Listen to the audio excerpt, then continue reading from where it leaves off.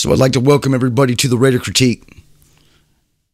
Well, I thought that I was going to get to wait a little bit before I got to talk about anything, but then we got a new GM, and I figured that I would like to go ahead and talk about it. I don't know what this stream is coming out like. I'm actually going to go over here and take a look at it now and see exactly what I'm dealing with over here, since I really don't know exactly how to work this program. But why don't we go ahead and hit the intro and let's get this episode started, because I got a lot that I want to say.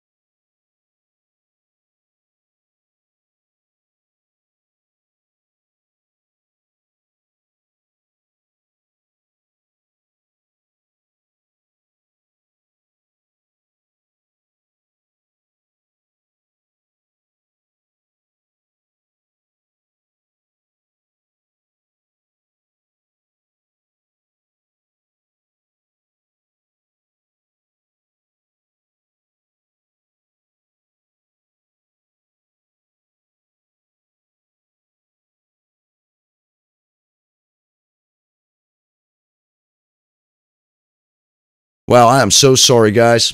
I've been sitting here talking and going through the Mike Mayock stuff, and I didn't even have my microphone selected. As I was trying to tell you, I'm not really good with all this live feed stuff. So why don't we just hop back on over to what I was talking about before with Mike Mayock, because I read a few things off, and I'm sure you guys could read it too. But let me just get this flopped over here. Transition back over into here. Now, I don't know much about his playing career except for that he was on the New York Giants from 1982 to 1983 football season, so at least he did play the game of football. And, of course, we all know about his commentary, because most of us were basically alive throughout his commentary days, especially for the draft and the path to the draft. And everything that he did, you know, it even says here he was a color commentator for the Minnesota Vikings pre-games for several seasons. 2015 to 2018, Mayock commentated on the Philadelphia Eagles preseason television broadcast alongside play-by-play announcer Scott Graham and sideline reporter Dave Sparato. Now, as much as they want to say that this dude is a guru, because it says here, Mayock was analysis for the NFL Network and hosted the show Pat to the Draft during the draft season as a draft guru. Now, I don't know what anybody else wants to tend to think here, because when it comes down to it, to me, this dude is an analyst. That's what he is. He's going to be good for the interior of the office, I believe, when it comes to getting talent. But does he really know how to manage a football team? Does he? I mean, I know that money is not really going to be an issue this year because we got all this cap room coming. I mean, this could be a good thing. It might be a good thing. If it isn't. See, what I'm starting to wonder is why didn't we get anybody who was experienced at this job to come in and evaluate our talent and balance our budget and keep us out of cap purgatory? But then I started thinking to myself, John Gruden's not going to want anybody to basically who to get and who not to get. He's going to need somebody who's going to agree with him.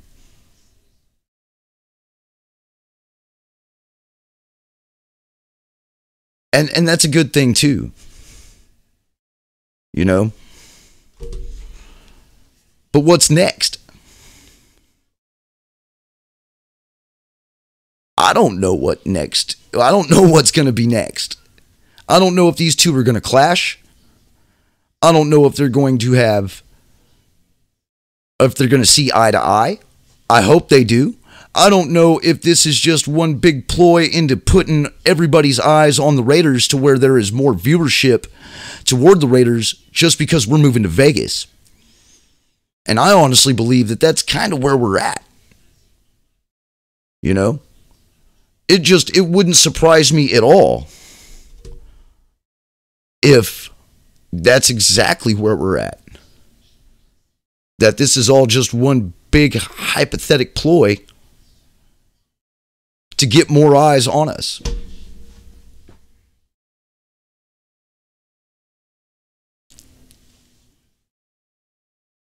But it does make me question that if we are going to bring this guy in,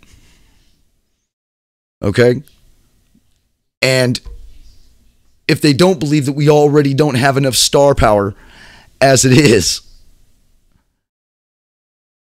well then what's next?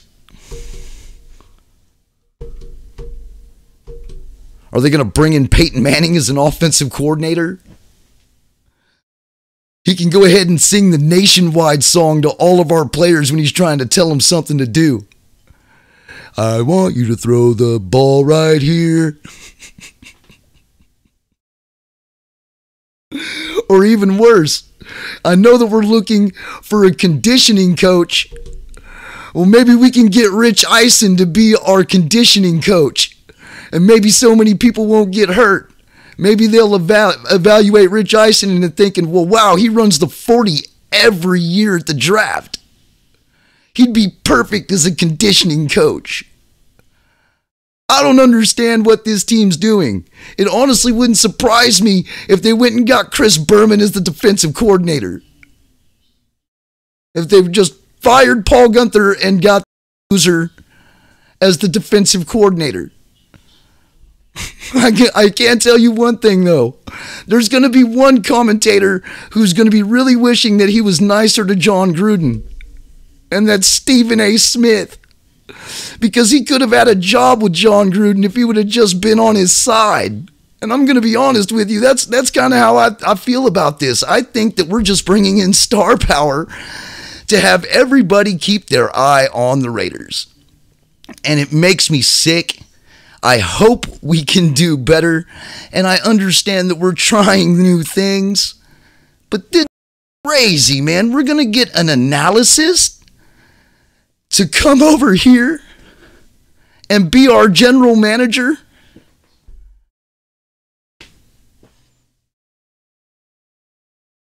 I don't know. I know that we're having all kinds of stream issues, and I really do believe that it's got something to do with either one, my internet, or two, I don't have my settings set up. You know, but I do appreciate everybody for coming over here and checking it out. I mean, there's really much nothing else to about it. The only thing that I hope and the only thing that I can dream of is that this is going to work out and everything is going to fall into place. Because if it doesn't, we're going to be the laughing stock of the football league for years to come if this doesn't work out.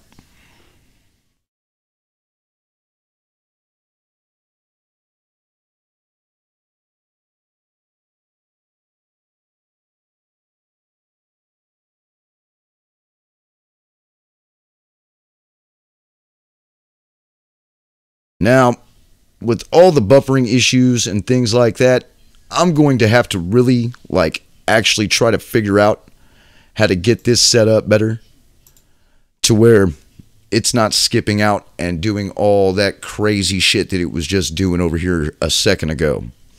Hopefully on the playback, it'll come back all completely normal.